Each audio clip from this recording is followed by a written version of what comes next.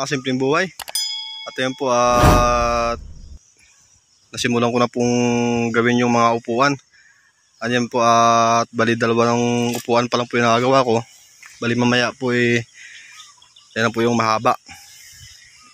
At dahil ini-estimate ko pa po yung kahoy, bali kinulang po ako ng 2 2x2 sa sandalan. Ano mga kasimpleng buhay at kanina ko lang po ginawa at hindi ko po na video kanina dahil ginagamit ng anak ko. Ano mga kasimpleng buhay bali bukas magsasahig na po ako.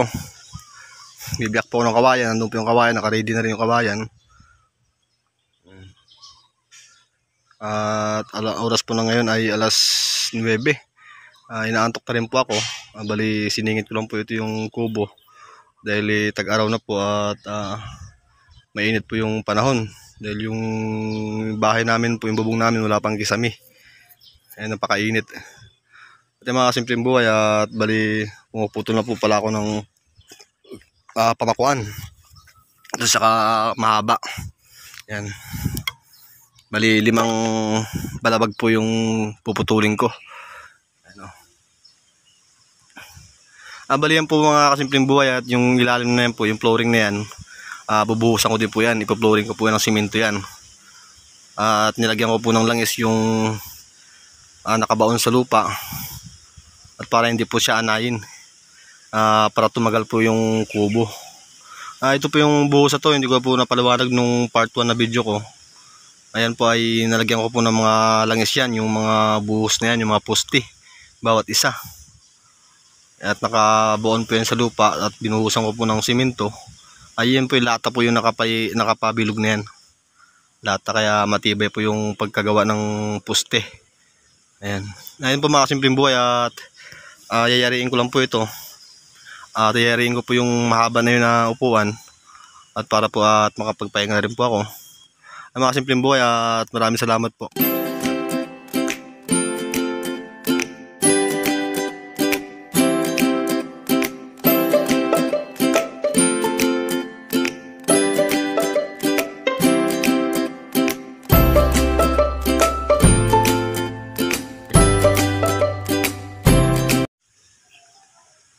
Hello mga kasimpleng buhay, ayun po at natapos ko na po yung mahaba na upuan. Ayun po at nakabitan ko na ng pamakuan. Bali po bukas pag out ko po ulit magsasahig na po ako. Bibiyakin ko po yung kawayan. Ito po 7 po yung sukat ito. At ito po yung kabila nito ay 5.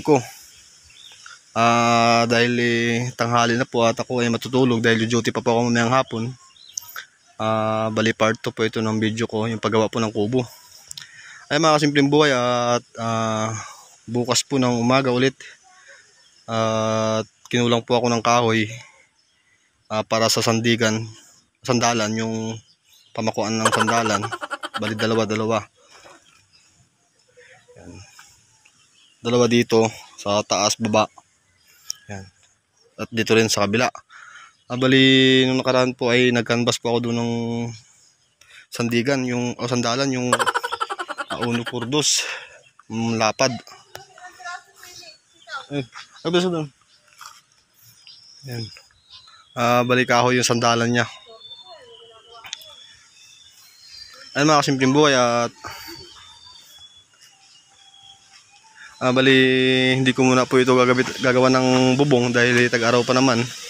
Ayan, aabangan ko lang po dyan ng 4 na kahoy paikot. Ayan, yung taas na yan. Lilibilan ko pa po yan para makuha ko yung kapantayan ng kakabitan ko ng kabahayan. Bali pawid po yung kakabit ko dyan. Ayan mga kasimpleng buhay at nilagyan yung pagpako ko po kanina, nilalagyan ko ng langis. Dahil makunat po yung kukulambir. Ayan po.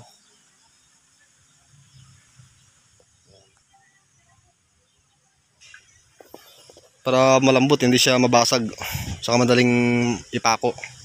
Dahil po yung kukulambir ito makunat, ito yung tinatawag na sinterkol sa gitna ng nyug. Ayan, bali ito naman po yung sandalan na ito, lalagyan ko pa ito ng bris. Ayan, pababa dyan. Kasi ito yung gilid na ito, meron itong pigil dyan, pigil na sila. At ito lalagyan ko ito ng bris, pababa dyan. Para pag sumandal man, hindi siya Hindi siya mapipirsa yung sandalan.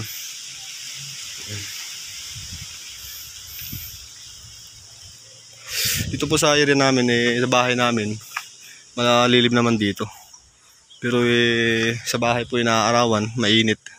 Kaya kailangan din po dito ng kubo, pahingahan. Para kung sakali may mga bisita man kami, yung mga kapatid ng asawa ko umuwi, meron po silang tambayan, hindi yung nagsisiksikan dun sa sala sa tiris. Ayan. Katulad yan, magbe-birthday po ako sa April 16. Kaya baka may mga bisita akong pumunta dito. Meron silang tambayan matapos ko ito. Sige.